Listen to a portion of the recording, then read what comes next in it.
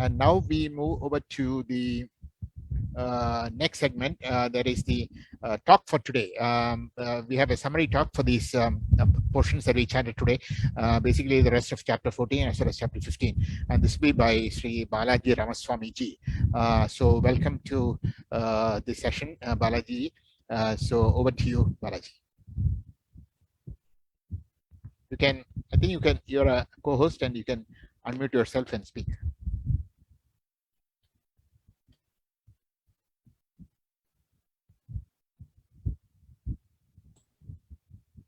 Are you able to hear me? Yes, yes, wonderful. Can hear. Yeah, can see the screen also. Very good.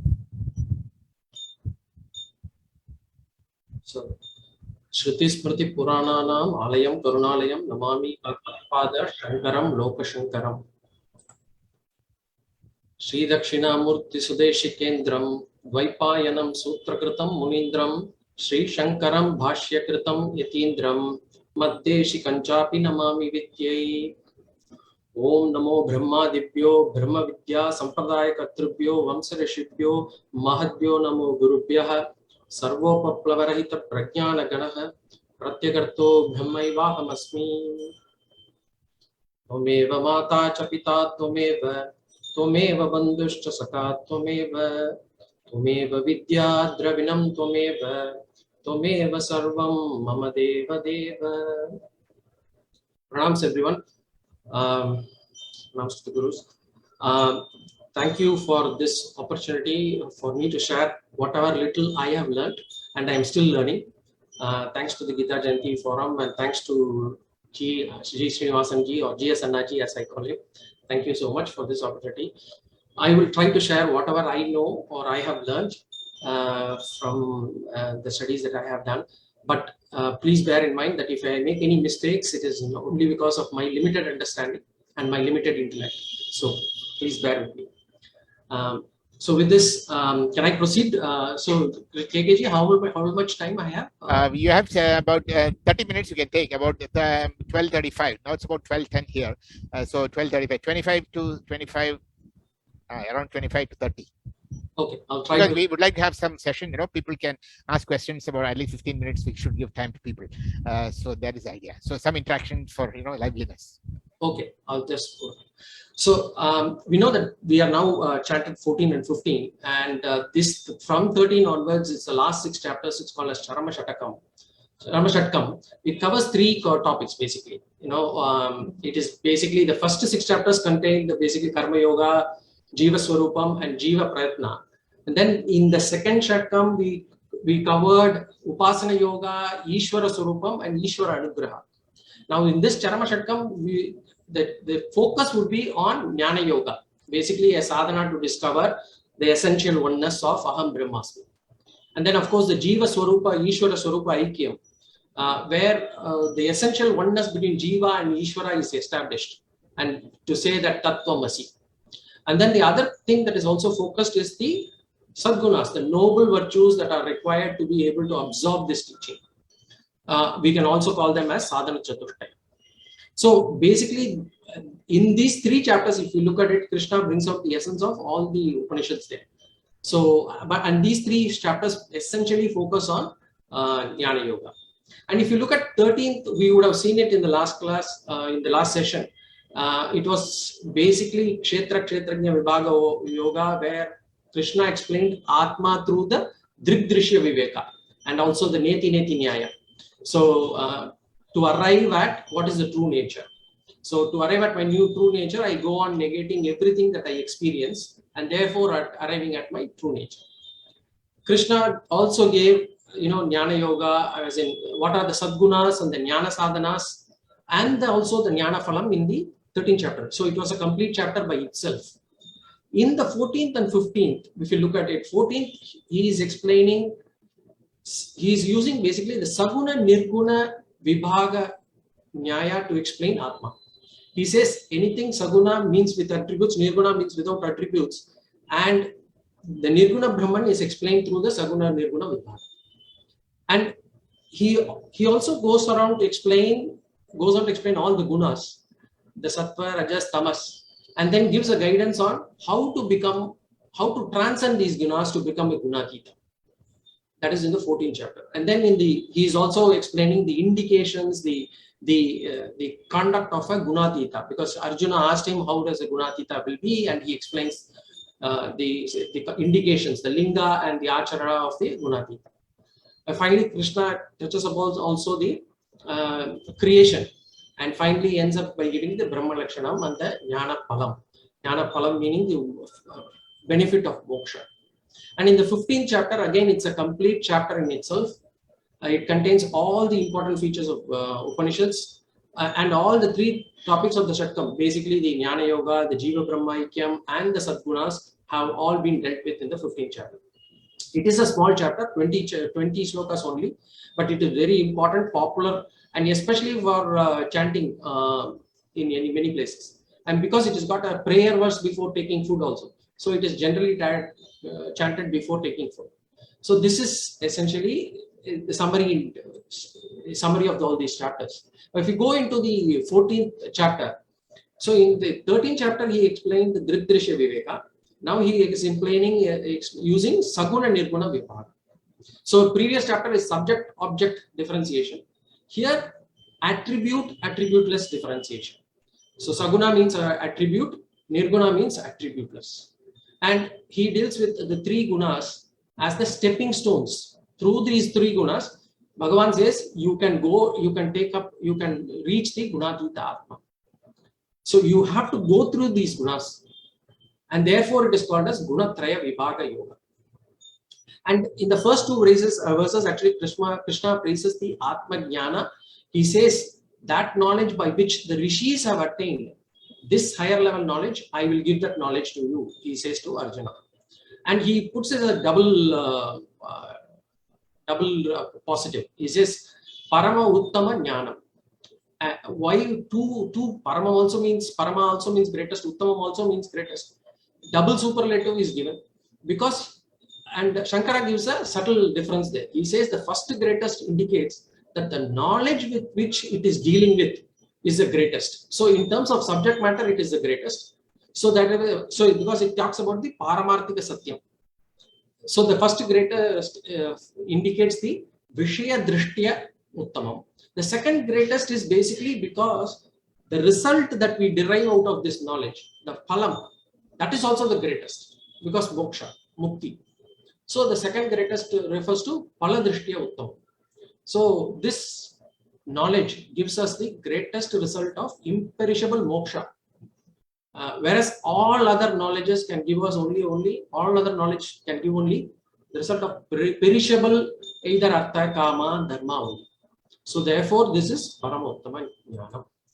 And then in the next shlokas 3 and 4, Krishna basically says that for any creation there needs to be 2 causes. Basically upadana karanam, nimitta karanam. Basically material cause and intelligent cause. And he says, Krishna says, so just for an example, if you want to take pot, you need clay and a potter. The clay is the material, potter is the intelligent cause clay. But here Krishna says, I am the material cause, I am the intelligent cause. So this Jagat is nothing but only me. Both. So he has given that in the Mama Yonir Mahad Brahma Tasmin Garbham Dhadamyaham. He says, I place the womb, I place the seed in that. And he says, Aham Bija Pradha Pita. So I am the father who provides the seed. So that way he says that this Jagat is nothing but Ishvara only. And then in the Slokas 5, he gives the introduction to the Gunas, basically. There he says, Prakriti is responsible for the origination of my Anatma part. The Ahankara part of a Jiva is all Prakriti. And that is a mixture of 3 gunas, Sattva, Rajas and Tamas. Whereas the Purusha aspect is responsible for the Chetana aspect, which is the consciousness aspect, also known as Atma. And that is Nirgunam in nature. And this Nirguna Atma is also called as Sakshi, witness. It is the witness for everything that is happening. So this Saguna Ahankara plus this Nirguna Shakshi together makes the individual. And for an individual, the body and mind is all the Saguna Ahankara. The consciousness principle that is pervading all across is the Nirguna Shakshi. what we have to understand is the pure Ahankara also cannot interact with the world. Pure Sakshi also cannot interact with the world. Only if it comes together as an individual Jiva, only then we can interact with this world. So all these interactions is done by a mixture of Sakshi and Ahankara. And this Jiva gets related to the bodies through these gunas, which is Sattva, Rajas and Tamas.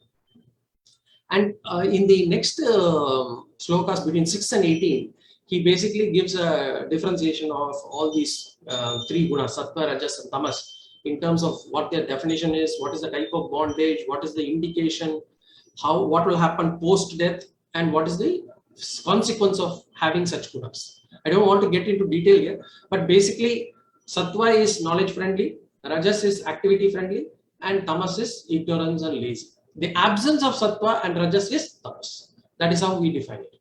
So with this, these are the three gunas, and he explains all those things in terms of how these three gunas are also the causes of bondage. So even Tamas is bondage, Rajas is a bondage, even Sattva is a bondage. That is what he explains. Now the next question is, how do I transcend these gunas? So that is the next question. Because in verses 19 and 20, Krishna talks about transcending these three gunas. And for transcending these three gunas, one will have to make use of them. We cannot just jump over it. It is not possible. So we will have to go step by step only. And how is it accomplished? There is a spiritual sadhana to follow. So the entire spiritual sadhana is a gradual journey from our lives, which starts at the Tama Pradhana to Raja Pradhana, and then to Sattva Pradhana, and finally to a Gunatita. So that is a step by step. And how do we do it? So for a Tamas person, the scriptures prescribes a lot of karma. They say, do selfish karmas, doesn't matter. You have the desires, fulfill these desires. All these worldly materialistic desires you fulfill, but then you will reach a stage where you are Tama Upasarjana Raja, where I'm doing activity, but Rajas, but strongly supported by Tamas. Then it asks this person to convert that Sakama karma, which is selfish desires, into Nishkama karma, selfless activities. So which means the beneficiaries of those actions will not just be me or myself or my family, but it will be a wider circle. And this is called as Sattva Upasarjana Raja. And then what he says is, after that, once you have reached that stage also, once you've been there, after that, gradually one has to withdraw from action. And the lifestyle should gradually change. And in this stage, the scriptures talk about more of upasana, basically, and less of karma. So sitting and meditating upon Ishvara. So upasana makes an extroverted person into a quiet, withdrawn person and self-oriented, atma-oriented person. So he becomes a Sattva Pradhana Purusha. Then he gets into Sattva. Then from Sattva Guna to a Nirguna, that is a totally different type of travel. That is not based on actions at all. Actions will never give us, actions or upasana will not give us moksha. So guna change can happen between these three gunas, but to become gunatita, the sadhana has to be jnanam and not karma. And the sattva guna pradhana person is already right now a sadhana chatushtaya person who has been qualified. He becomes an adhikari. He becomes a qualified person to take this jnana. And once he does the Shravana Mananam Nididhyasanam, he becomes a Gunatita, and once he is able to get that knowledge that he is beyond Gunas. So what is Gunatita? Gunatita doesn't mean that he does not identify with the Gunas. And he knows that the Gunas belong to the body-mind complex. So the Atma does not become a Gunatita Atma. Not just that Atma has always been Gunatita. He owns to the fact, this person owns to the fact that he is now Atma and not the body-mind.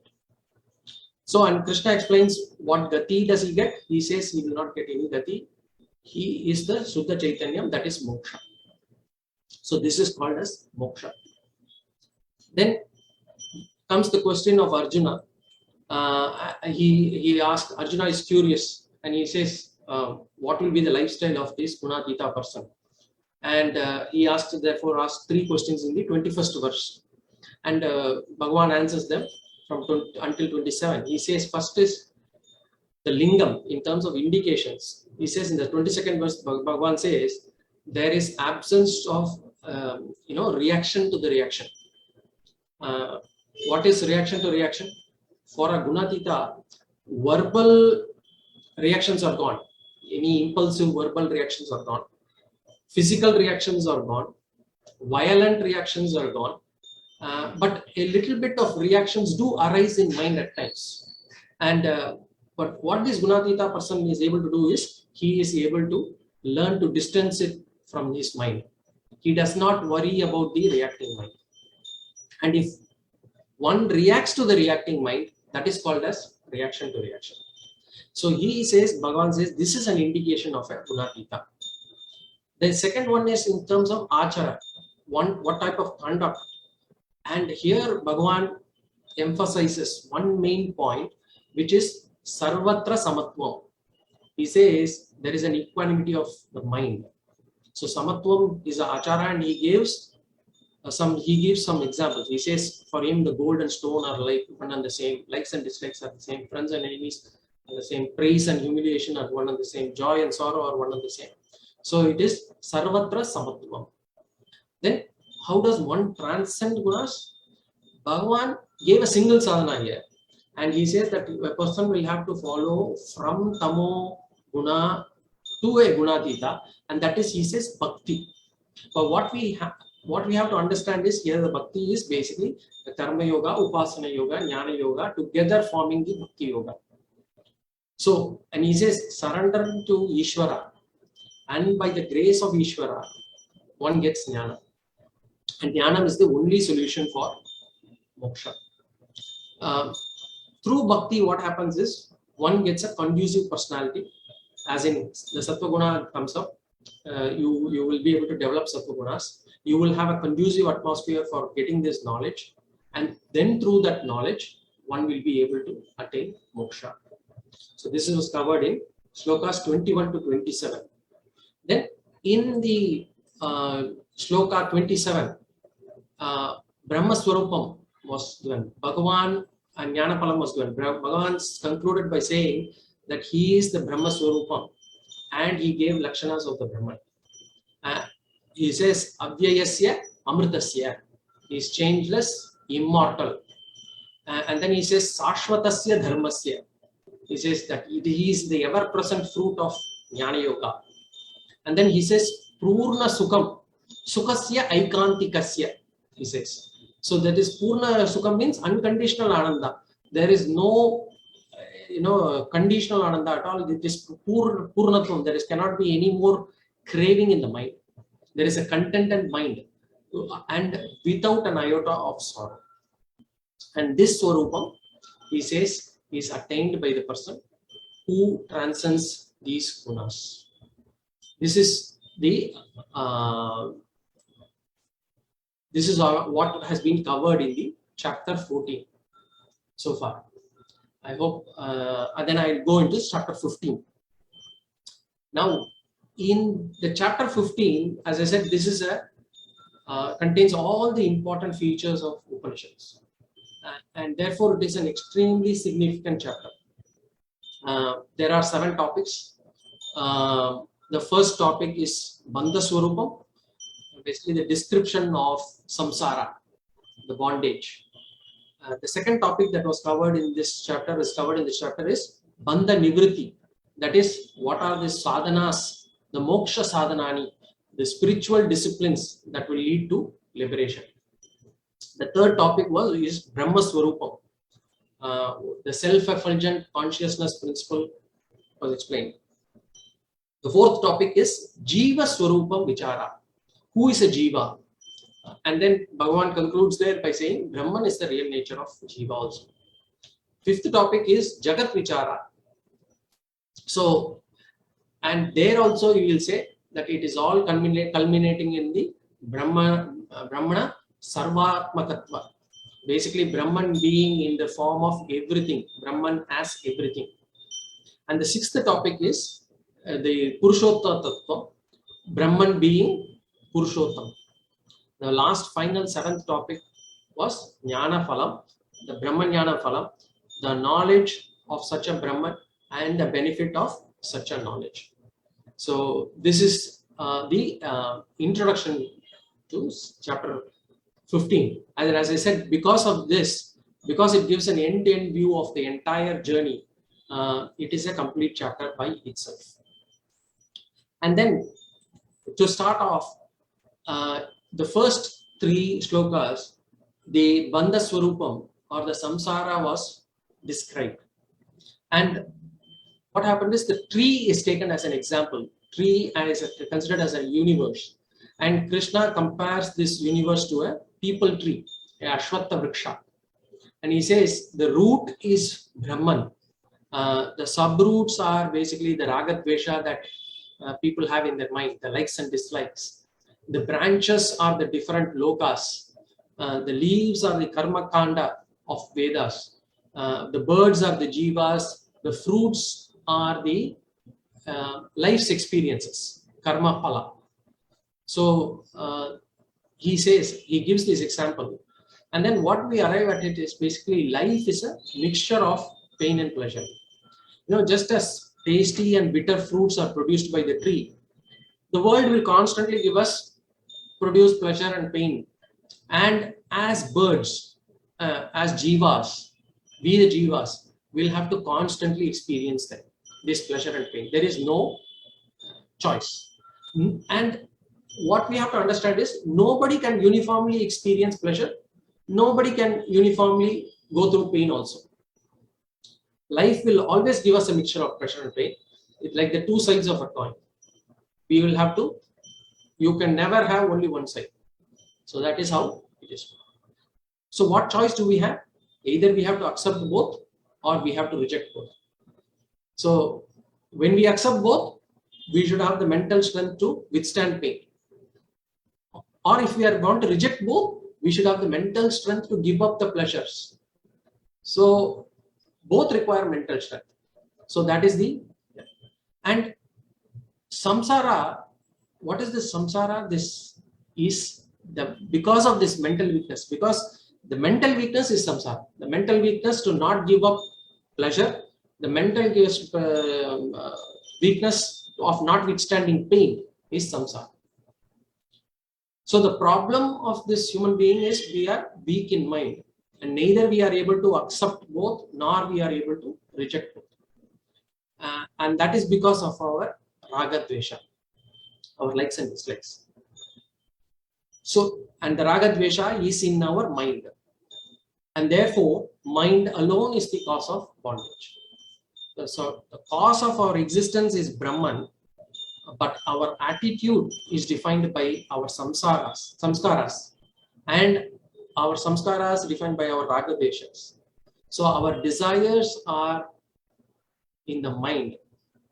That is in the mind, which is the cause for our actions. And this mind alone becomes our cause of our bondage. And mind alone is also the cause of liberation, because we have to remove this raga dvesha. We have to ensure that we are able to get this jnana through the mind. And therefore, mind is the cause of bondage. Mind alone is the cause of liberation also. Now the question is, why should Bhagavan give the example of a tree for explaining the samsara? Then, because the samsara tree has to be brought down. So it has to be cut. So it has to be brought, which is he is explaining in the next few shlokas. So in between shloka 3 and 5, he prescribes 2 steps to destroy or remove samsara. 1, weaken the tree. 2, cut the tree from its root.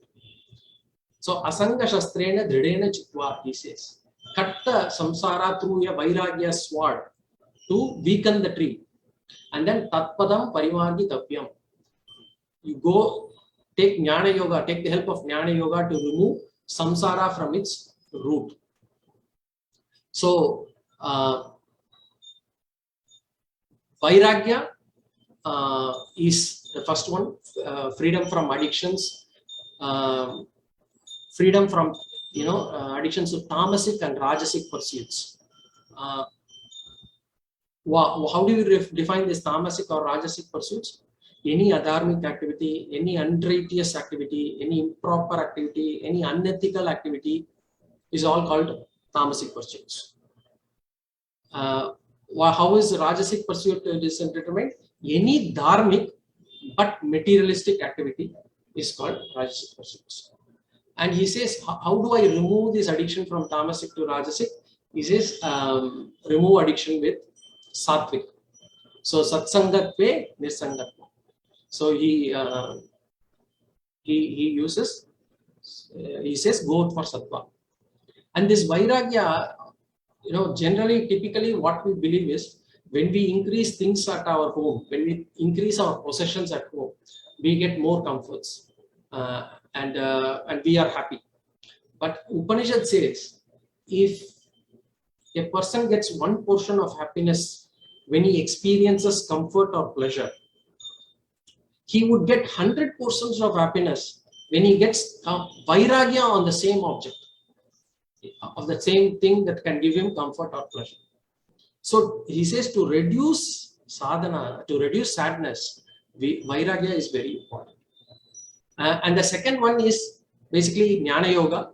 Jnana Yoga is basically Shravana Manana Nididhyasana, Tatpadam Parimargi Davyam. So we will have to go to Jnana Yoga to do Shravana Manana Nididhyasana to do it. But while doing it, these two things, there are two underlying things that Bhagavan says. One is, while doing these sadhanas, Bhagavan says, you follow this sadhana from start till end. And that is bhakti. Sharanagati, he says. Sharanagati, what is Sharanagati? How do we define Sharanagati? Developing an attitude where I look upon whatever helpless, choiceless situation that I face in life as though it has been specially designed and sent by Ishvara to me, for the sake of my spiritual refinement. That attitude, if I have, that is called as Sharanagati. And how can we do this Sharanagati? Of course, it is very extremely difficult attitude when it comes to practice. But we will have to, only way we can do it is by keep practicing it, by keep reminding ourselves that I have actually handed over things to Bhagavan, and he will take care of me. He is giving all these situations only to make me progress spiritually. And this bhakti is not like we start doing it today and then we can forget it. It has to be through the entire journey, right from the start till the end. Until one gets jnana nishta, not just jnana, until one gets jnana nishta, one has to follow bhakti.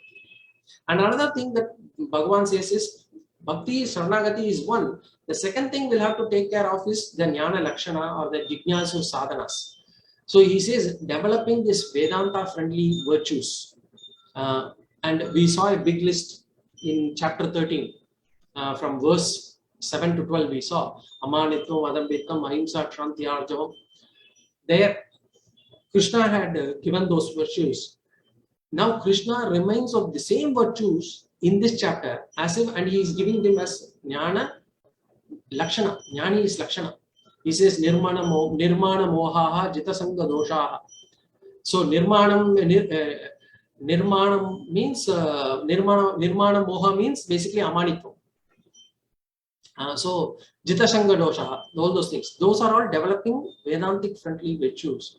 This moral virtues is another spiritual discipline without which moksha is not possible. And therefore all these four cumulatively contribute to moksha or Brahma Prapti. So in the next verse, basically in Shloka 6, verse 6, the Brahma Swarupam is revealed. And this is a very important definition of Brahman.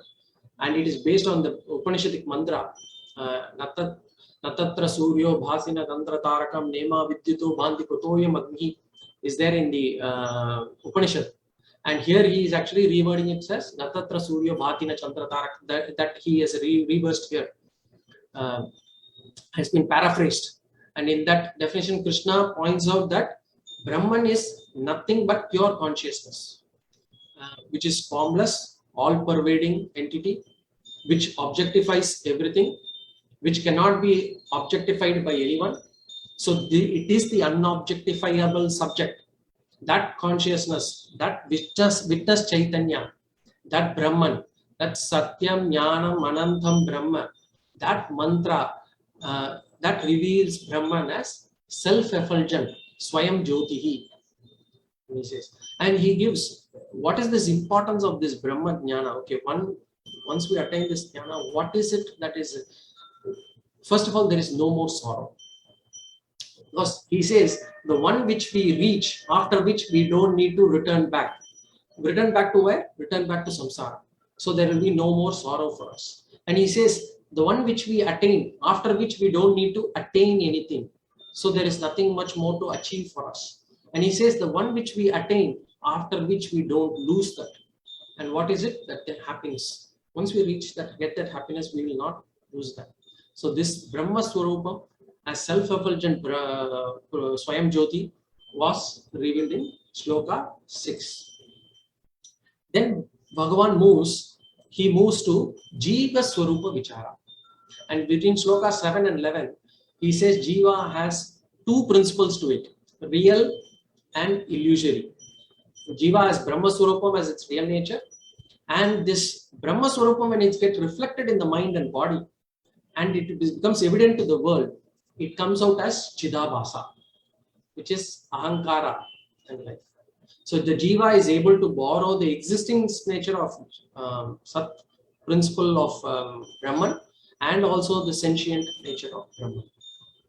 And this journey of Jiva is then described. Bhagavan says this Chidabhasa, which is a reflection of him, Brahman, that it leaves the Stula body and takes the path according to Karma Pala. It takes another body and it starts experiencing pleasure and pain again. And then an important point is brought out in Shloka 11. He says, why are not many people not able to get this knowledge?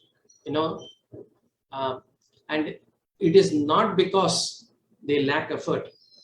Bhagavan says, Yatantaha yoginaha, people who try having a clean mind, they get it.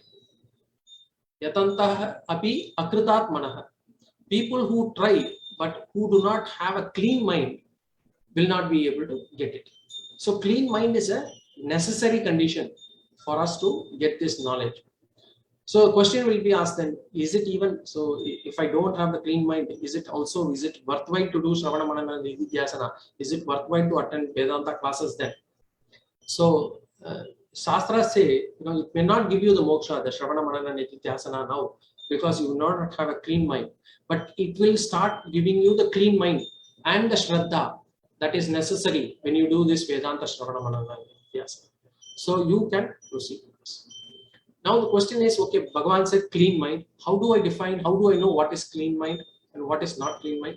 The entire answer is in the 16th chapter. Basically, Bhagavan explains the Devi Asuri Sampat in the next chapter. So we'll see it probably in the next. Now, after having explained Jiva Swarupa as Brahman, Bhagavan goes into Jagat. And he explains Jagat and Ishvara Vichara. He says, Bhagavan says, it is the same Brahman that is manifested as Ishvara and Jagat. We have already seen that in chapter 10 and 11. So here Bhagavan gives a quick overview. And he says, the Jagat is able to borrow only the existence nature of Brahman. It is not able to manifest the sentient nature, the Chaitanya aspect. And therefore that part of the creation exists, but it is only inert in nature. So that way he has explained both Jiva, Ishvara and Jagat is all Brahman. And then Bhagavan goes further and he says all the Shaktis in the world are his only. And he takes the example of Aditya Tejas, Chandra Tejas and Agni. And he says, Krishna says all these are All Shaktis in the world are his only. And when discussing Agni, he says there are two forms of Agni. One which is available in the world, and the another one which is available in the stomach of every individual, which is called as Jataragni. And he says the food is cooked twice, once outside by the other Agni and again inside by Jataragni. And so Bhagavan finally concludes this section by reiterating, he is the substratum, adharam of everything. Sarvatma bhava he gives. Bhagavan says, I am in the heart of all Jivarasis. I am the one to be known through the Vedas. I am the one who came out of the Vedas. I am the Vedanta. I am the Guru. I am the Sishya. I am the knowledge. I am the forgetfulness. And he says, Brahman alone manifests or appears in this world. There is now no world other than Brahman. Brahman is Sarvatmakatva. So that is in the final section, Sloka 16 to 18, this is the Purushottama Yoga. The title of the chapter is discussed between Sloka 16 and 18. The essence of, Bhagavan gives the essence of Upanishads here. He says, this is the, and remember in Gita, this is the last portion. This 15th chapter, verses 16 to 18, is the last portion where the essence of Gita is discussed. From here on, it is more, Gita focuses more on the values and the sadhanas to attain them until chapter 18, where the entire summary is given. But this is the final portion where this Jnana Yoga is discussed. And Bhagavan introduces here Shara Purusha, Akshara Purusha, and Uttama Purusha. He says Shara Purusha is basically things that are manifested, this entire creation, this prapancha. So it includes all the Pancha Sukshma Bhutas, Pancha Sthula Bhutas, the world, all the bodies, the matter, the energy principle, everything is Shara Purusha. Then Akshara Purusha is basically nothing but Maya principle. It is a mixture of three gunas, which is Sattva, Rajas, Tamas, and this is now in an unmanifest principle. This is an unmanifest situation. It is, and when it gets manifested, it becomes Shara Purusha. So not the entire Maya is coming out as the Jagat. There is only a portion of Maya which manifests itself as Jagat. The unmanifest Maya still exists as Akshara Purusha. So then he says Nirguna Uttama Purusha, that Nirguna Brahman, which is Ishvara's real Swarupa, this is known as Purushottama. And he says this is known as Purushottama both in Lokas as well as in Vedas. And if you realize, it was explained as Para Prakriti in chapter 7 also. And this Nirguna Brahman, this Uttama Purusha, Purushottama, it is not part of matter. It is an independent entity. So what do we arrive at it? The real Ishvara is formless. The real Ishvara is intangible consciousness, who is all pervading. But then what about the forms then? Why do we worship so many forms? All these forms are attributed to Ishvara in the religious scriptures, are temporarily given as a stepping stone for us. To arrive at the formless Ishvara, it is not easy for the mind to accept or understand this concept of formless Ishvara. Therefore, we are given some stepping stones to go there. And therefore, all these Ishvaras are there. So the last one, Jnana Palam, 19 and 20, Bhagavan gives the Jnana Palam, the glory of this Jnana and its benefit. And he says to Arjuna, I have given this Upadesa of secret knowledge. He says, Rahasya Guhya, he uses the words, Rahasya Guhya. Sarvavit Sarvabhavena Bhajitimam, he says. People who have this knowledge will have complete bhakti towards me. They know everything. And they get full contentment. Full contentment means what? And Bhagavan explains that. He says both at the intellectual level as well as the mind level. At the intellectual level, he says Buddhiman Syat, Buddhimanasya. And then at the mind level, it is Kritakrityaha. So a fulfilled mind, a contented mind. There is no craving for that person to know more or to do more. So there is intellectual craving is satisfied. The emotional craving is also satisfied. There is contentment, and that contented state is called as moksha. So the entire Gita has been condensed in the 15th chapter. Normally a Shastra needs to cover everything, and this 15th chapter has covered the entire Shastra, because it gives the nature of the bandham, what was the cause of the bondage, how to get over the bondage, what is that Brahman, what we seek, and how does it actually manifest itself as Jiva, Ishvara, and Jagat. What is the difference between Saguna Brahma and Nirguna Brahma, and what is the benefit of this jnana? So in that way, the entire Upanishad was condensed in this chapter 15. Sri Krishnaya Paramatmane Sarvam Krishna Arpanamastu. Thank you.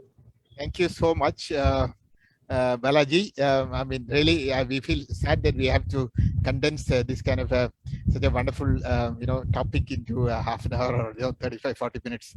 So that's really very unfortunate. But we are forced to, we are living in this world, so we need to fit to the time. So it was a really, truly brilliant presentation, and there are lots of requests from people to distribute your this thing, the presentation to the people who have attended. So we can talk about it and try to do something about it. Okay.